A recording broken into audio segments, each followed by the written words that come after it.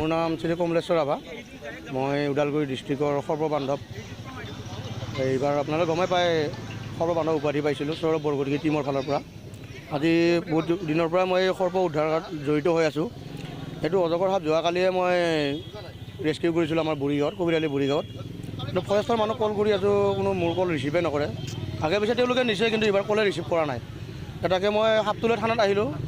তাৰপিছত থানাৰ পৰা ফোন কৰোঁতে ক'লে যে মোক এতিয়া টংলালৈকে লৈ যাব দিছে, কাৰণ মোৰো কামত ব্যস্ত থাকোঁ। মই গম পায় আপোনালোকে, মোৰ এখন দোকান আছে টাউনতে, যাব অসুবিধা। তাৰ মাজতে সময় উলিয়াই মই এইবিলাক কাম কৰি থাকোঁ, প্ৰকৃতিক ভাল পাওঁ কাৰণে। কিন্তু তেওঁলোকে এতিয়া মোৰ ফোন ৰিচিভ নকৰে। মই এতিয়া মই নিজে এতিয়া টংলালৈকে লৈ যাম, এতিয়া যাই কিনে ফৰেষ্টৰ অফিচত দিম। জিলা আৰক্ষী বিষয়া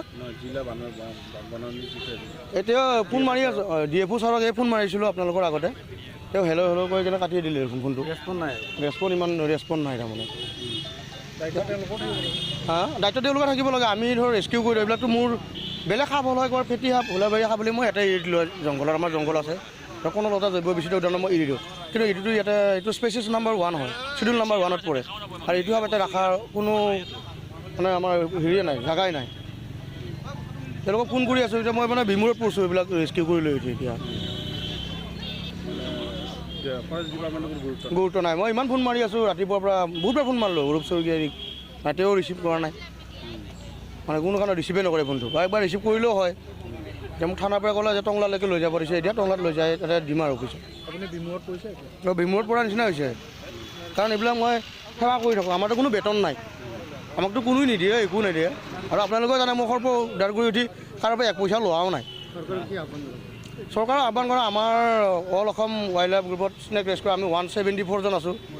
আমাকো জানে কিবা এটা সুবিধা দিয়ে, বৰ ডাঙৰকৈ সুবিধা দিব নালাগে, আমাক সৰু সুৰাকৈ কিবা এটা যদি সুবিধা দিয়ে, কিবা যদি বা এককালীনভাৱে যদি কিবা এটা সংস্থাপনৰ কিবা এটা হেৰি কৰি দিয়ে, ভাল লাগিল হয় আৰু আমাৰ। ফৰেষ্ট ডিপাৰ্টমেণ্টটো কি ক'ম আৰু, তেওঁলোকে তেওঁৰ বালিশিলতহে মাথা মাৰি থাকে। তেওঁলোকে এইবিলাকৰ প্ৰতি গুৰুত্ব নাই নহয়। সৰু ডাম্পাৰ কেইখন গৈছে, আজি কেইখন বালি ট্ৰাক গ'ল, সেইবিলাকতে হিচাপত ব্যস্ত হৈ থাকে তেওঁলোকে। ইমান গুৰুত্ব নাই গুৰুত্ব। ক'ত আপোনালোকে দেখাই পালে ফোন কৰোঁতে, নায়ে গুৰুত্ব। কালিৰ পৰা লৈ ঘূৰি আছোঁ মই। মোৰ ঘৰৰ মুৰ্গী এটা খাব দিছোঁ, দেখাই পাইছে বস্তাটোত মুৰ্গী এটাও আছে। এতিয়া নাখায়, এতিয়া কি কৰিম মই? তেনেকৈ চাই থাকোঁতো নোৱাৰা, মৰিহে যাব এইবিলাক। আৰু মৰি গ'লে মই নিজে দুখী হ'ম। ধন্যবাদ।